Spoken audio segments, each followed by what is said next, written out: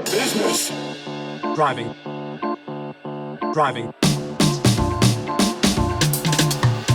Driving. The business.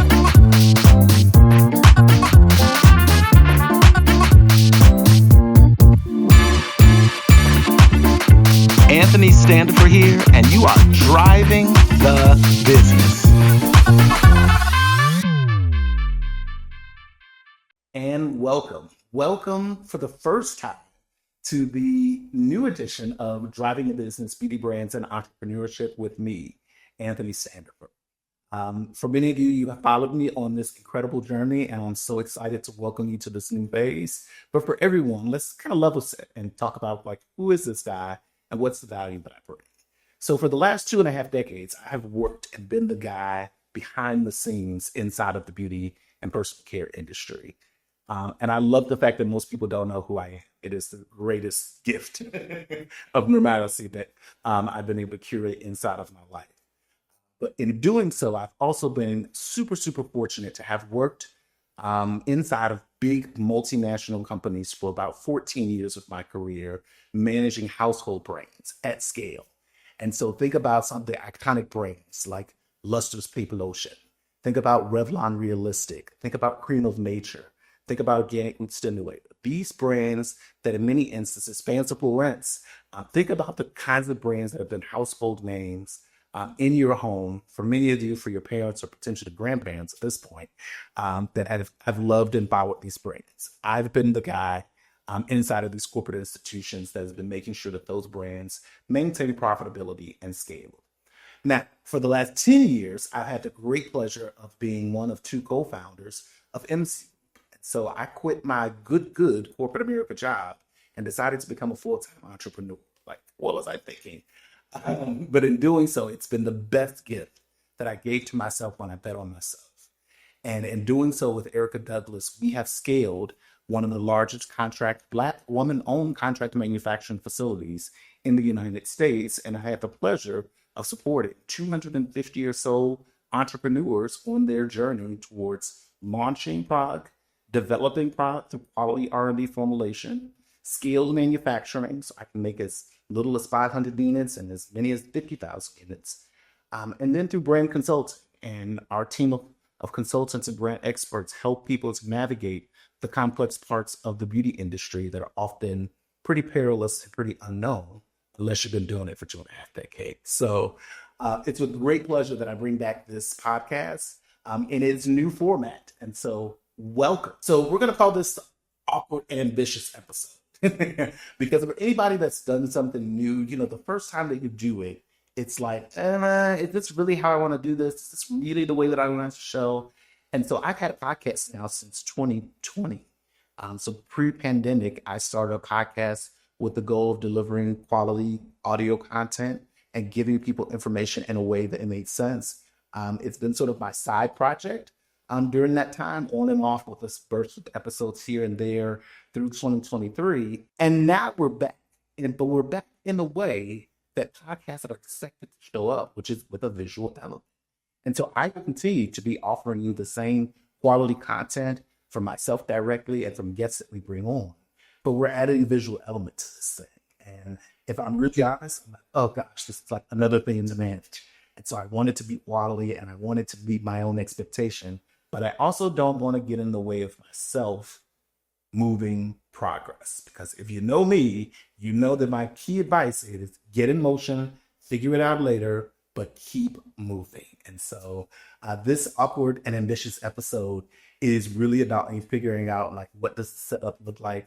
I'll share with you guys a picture of what the setup looks like today as we're filming today's episode. And these are our humble beginnings of what we're doing right now. But it's really important to me to make sure that we show up, that I'm delivering the kind of content that's going to be of value to you as a viewer, because you're giving me your time, which I absolutely know is precious. And so thank you. Thank you for joining me on this ride. You can do me a favor right now. You can subscribe, and comment to this episode, because what I do know is that is what gets the attention of the lovely algorithm and make sure that this content reaches more people. So if you would be so kind as to share, subscribe, this particular episode, it would mean the world.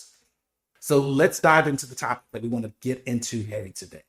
And it's a thing that I think would be super important for folks that are thinking about starting a business. So if you're in that like ideation phase and you're not quite sure it's something that you're thinking about, I'd love to give you some tangible advice on things that I wish I knew and things that I wish I told to my aspiring entrepreneurs that come into my business for more frequently.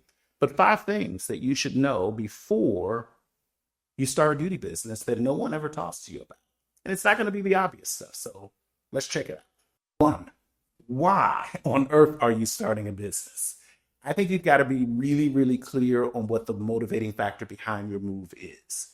In many instances, when I talk to brand founders, particularly in the beauty space, I talk a lot with them. They talk a lot with me about the idea that they had a problem and that this was their problem, and they're looking to provide a solution to it, and that solution is then going to be applicable to many other people.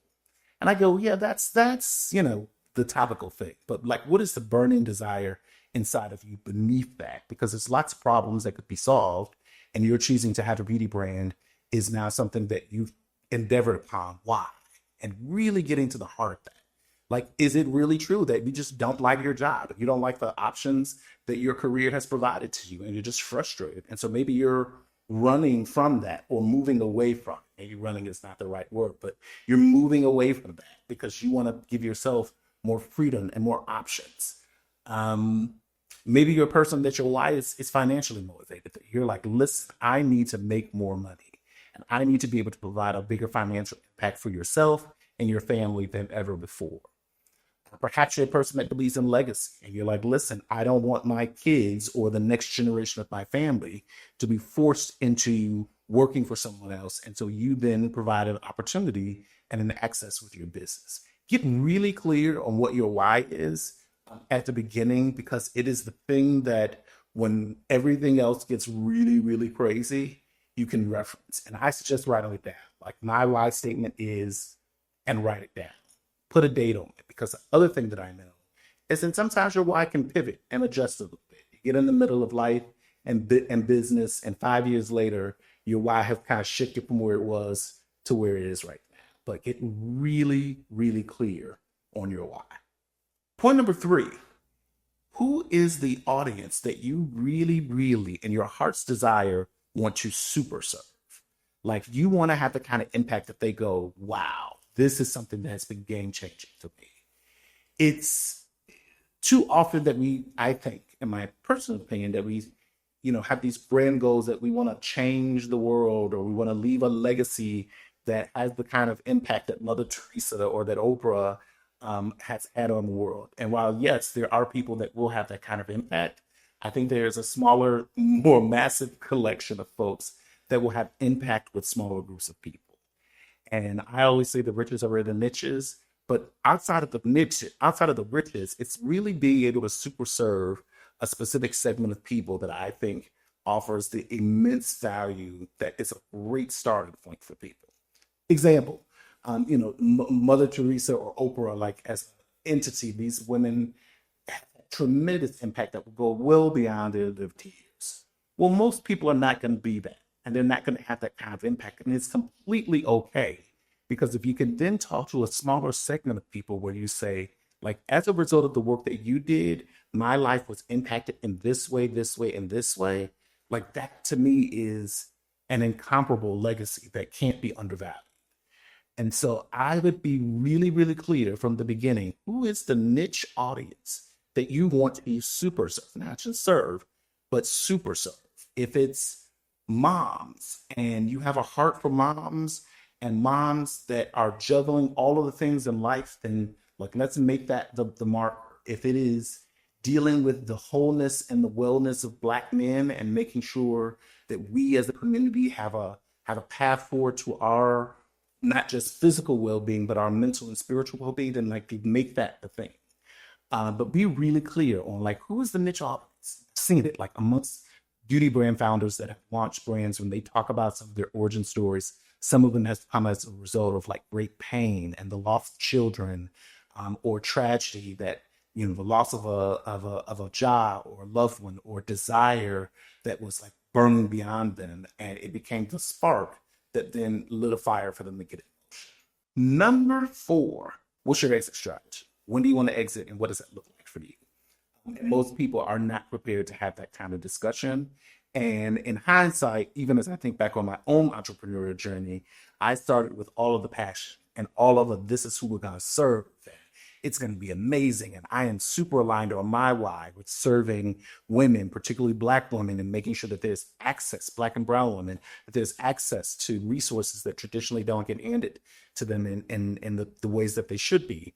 But within that, like under that, the need for a really specific desired exit strategy for myself. And so eventually I got around to it and said, okay, like this is what it looks like. But I think I could have saved myself a little bit of heartache had I known from the beginning, like this is ideally what. And if you're a person who says like, listen, my exit strategy is to hand this to the next generation of people in my family, yes. If you're a person that's like, no, I really want to have an exit strategy that gets me $15 million, great. If you want $1.5 billion, great. But be specific about what does exit look like for you? Because the one thing that people don't talk enough about is the fact that your business can also become your prison if you allow it to. And as you build this entity that is amazing and providing impact, you will quickly realize that there are a lot of constraints that come along with having a business. And so as business owners, our job, particularly as visionaries, is to have a light and to say like, this is what we're moving towards. And if that moving towards is to sell your company in order to extract the cash and the value out of that, then great, like have a specific number in mind. If it is truly to hand off to another generation of people, then great, what does that look like? Because is your 13-year-old kid really going to be that excited about your business 10 years from now? And so all of these are things to take into consideration as you think about it, but start with the end in mind. So what is your exit strategy like? 5, and maybe most importantly, having a plan in place for protecting your mental health, whether that is therapists, whether that is a support group, whether that is a community of people that are other entrepreneurs, something that provides you with a structure and go-to outlet so that when things get overwhelmingly hard, and they will, that you have resources and a toolbox that you can pull into to support yourself. I find this particularly true amongst my people who are just natural achievers and have a track record for crushing. They're my favorite entrepreneurs because they're also the most under supported entrepreneur because they deliver at such a high level and such a high value. I've had the great pleasure inside of Insty Group, 250 or so entrepreneurs, but I've spoken with thousands at this point over the last 10 years. And then being in connection with other entrepreneurial communities, recognizing that there is a very hard, specific need for mental health services amongst entrepreneurs. And unless you go actively seek it, you will drop. Because this life is going to get very, very difficult. And without the tools from the onset, you will find yourself in a space that has been overwhelmed. That is very, very overwhelming. I frequently talk about my own journey that led me into therapy, the fact that I intentionally surround myself around a tribe of other entrepreneurs because it is a lifeblood for me to have tangible examples and people that I can reach out to support me on my journey, and a whole list of other things that really, really matter to me that I'm encouraging you at the onset is, what does that look like for you? And it can be something as small as, I just talked to my good friend who's a really great listener. You are able to just give them everything and they're able to listen objectively. But whatever it is, be intentional about it and make sure that it's set up in a way to hopefully support your needs that you're going to need at some point along this amazing journey. So there you have it. These are the 5 things that I wish at the beginning someone had like tapped me on the shoulder and said, hey, Anthony, like, don't forget about these things. Yes, you've got to do your business plan. Yes, you've got to raise money. Yes, you've got to build a team. Yes, you got to do all this other stuff. But here's the other 5 things that you should be thinking about. And so I offer this up to you now as someone who's potentially thinking about starting a business. Now is an incredible time to be an entrepreneur. And I don't think anyone who desires that should sacrifice start any later than right now. Like right now is an amazing time to get your feet wet in the world of entrepreneurship. And so let this be your motivating factor, or maybe that potential sign that you're looking for, that says like, yeah, I can do this, because you absolutely can. And so get in motion, but like 5 things, take them into account. Thanks for watching today's episode. So excited to be back in the driver's seat here. More episodes are coming soon. If you even a little bit enjoyed what you've heard today and saw today, please leave a 5-star review, particularly if you're watching on Spotify or Apple Podcasts. Today's episode of Driving the Business, Beauty Brands and Entrepreneurship is sponsored in part by MC Group. We're contract manufacturers in the beauty and personal care space. The production for today is happening with Roots Recordings. Thank you so much, Stephen. The audio is brought to you in part by Jason at the JJ Effect. Follow along. I am so excited to have people on this journey with me and on all the social media platforms. So you'll find me on Facebook, Instagram, TikTok at the Anthony Standifer. You can also check me out on LinkedIn. Whatever you do, make it an amazing day for yourself. And I'll see you on the next one.